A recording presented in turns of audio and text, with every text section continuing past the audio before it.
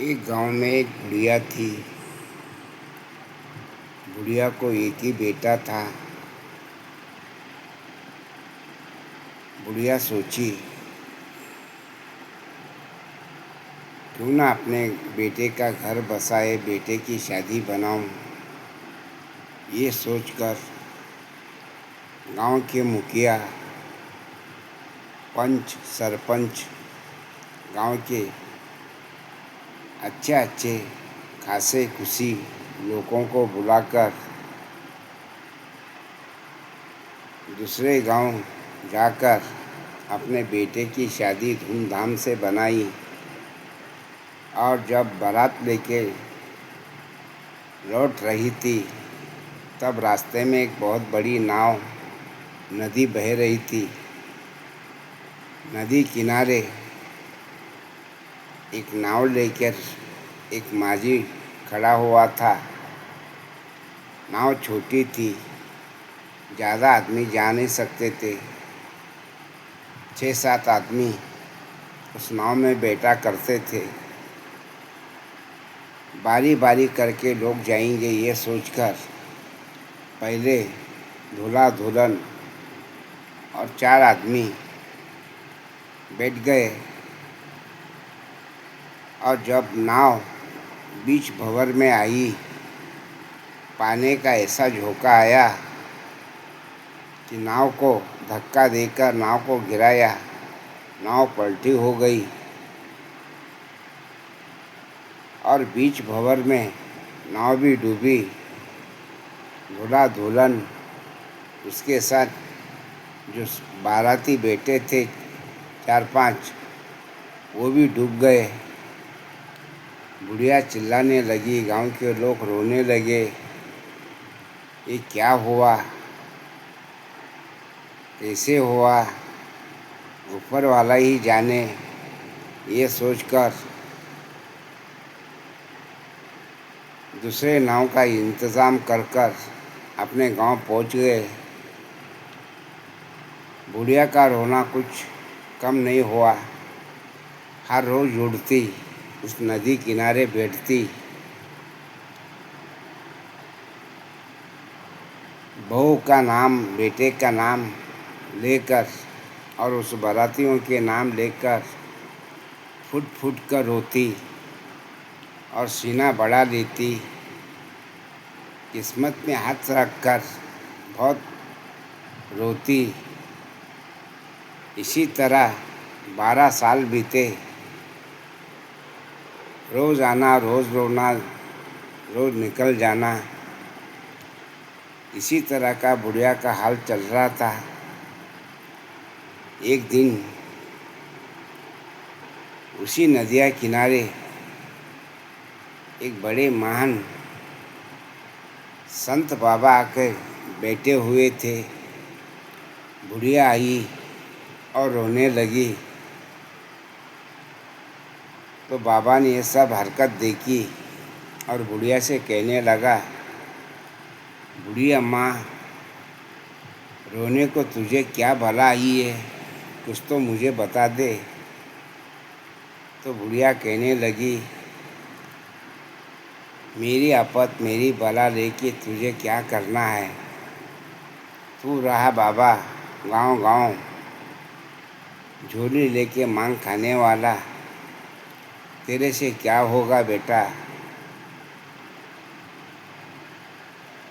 मेरी किस्मत मेरे साथ,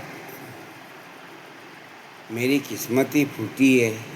ये कहकर सीना बड़ा बड़ा के रोने लगी। तो बाबा ने कहा, रोना नहीं बूढ़ी अम्मा, थोड़ा सब्र कर।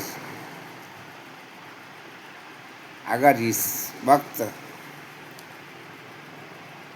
तेरी बहू, तेरा बेटा और चारों के चारों बाराती वापस आए तो क्या खुश होगी। तो बुढ़िया बेचैन हो गई।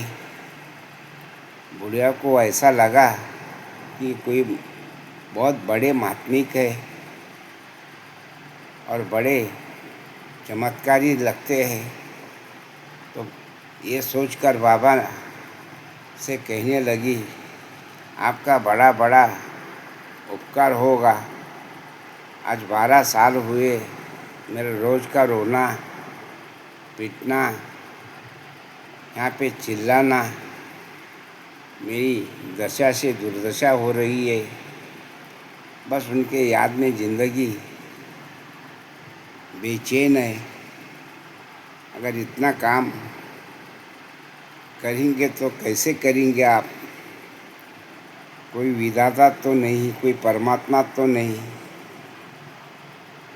कोई ऊपर वाला भगवान तो नहीं, मामूली सन्यासी है आप। आपसे कैसी होगी ये बात? कहने पर बाबा ने हाथ किया चुप रहने के लिए और 3 कंकर उठाए। तीनों कंकर मंत्र की शक्ति से पहला पत्थर पानी में फेंका, दूसरा कंकर पानी में फेंका, तीसरा कंकर पानी में फेंका। फेंकने के बाद चमत्कार ऐसा हुआ, नदी का पानी इधर का उधर, उधर का इधर फट के रुक गया। बीच में से खाली रेती दिखने लगी, सीधा रास्ता नज़र आ रहा था। बुढ़िया देखकर हैरान हो गई, परेशान हो गई। फिर उस रेती पर बाबा ने हाथ तोला। जैसे ही हाथ बाबा ने तोलते ही उस रेती में से दूल्हा दुल्हन और 4 बाराती और नाव का खिवैया वापस किनारे आ गए।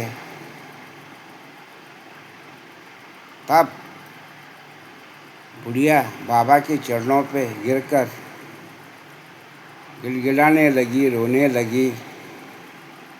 बाबा, आप कोई साधे नहीं है, बहुत बड़े चमत्कारी बाबा है, या तो परमात्मा है या तो साक्षात भगवान है। ये कहकर उनके पाँव पकड़कर दया की भीख मांगने लगी। आपकी कृपा से मेरा सुपुत्र और मेरी बहू दुल्हन और मेरे गांव के बाराती और बेचारा ये खिवैया जीवित होकर वापस आए। ये कहकर बड़ी खुश हुई और ये बात गांव में फैल गई। गांव में फैलाते ही गांव के लोग बड़े खुशी से बाजा गाजा बजाते हुए आए और इनको बजाते गाते नाचते कूदते बारात लेके गांव में गए और गांव के लोग बड़े खुश हुए। बाबा वहाँ से हाइक थे। हाइक का मतलब बाबा माँ हो चुके थे। फिर बुढ़िया का संसार खुशी से भरा हुआ था। गांव के लोगों को अच्छा लगा। बाबा को ढूंढने से बाबा नहीं मिले, कहाँ खो गए, किधर गए पता नहीं, ऐसा हुआ था। मेरे दोस्तों, कहानी अच्छी लगी तो शेयर अवश्य करो। लोग कहते हैं और हमें भी पता नहीं कि ईश्वर है या दुनिया में नहीं है। कोई किसी ने तो झाँक के देखा नहीं, लेकिन सुना ज़रूर है। कोई ना कोई रूप में आकर कोई ना कोई चमत्कार बताते हैं। यही बात है, जब भाव भक्ति श्रद्धा नेक सच्ची हो, भगवान का आना जाना कोई दूर की बात नहीं। सोच के देखे तो भगवान निकट है, पास में है। उसको पाने के लिए कठोर भक्ति चाहिए और सत्यवादी भक्ति भावना के नियम चाहिए, श्रद्धा चाहिए, तब जाकर भगवान का दर्शन होता है। मेरे दोस्तों, कहानी अगर आपको अच्छी लगी तो शेयर अवश्य करें, अपने मित्रों को शेयर करें। धन्यवाद।